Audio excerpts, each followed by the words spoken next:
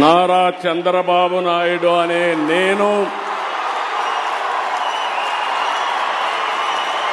శాసనం ద్వారా నిర్మితమైన భారత రాజ్యాంగం పట్ల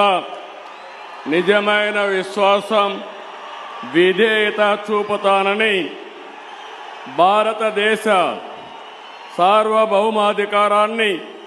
సమగ్రతను కాపాడుతానని ఆంధ్రప్రదేశ్ రాష్ట్ర ముఖ్యమంత్రిగా నా కర్తవ్యాలను శ్రద్ధతో, అంతఃకరణ శుద్ధితో నిర్వహిస్తానని, భయం గాని, పక్షపాతం గాని, రాగద్వేషాలు గాని లేకుండా రాజ్యాంగాన్ని, శాసనాలను అనుసరించి ప్రజలందరికీ న్యాయం చేకూరుస్తానని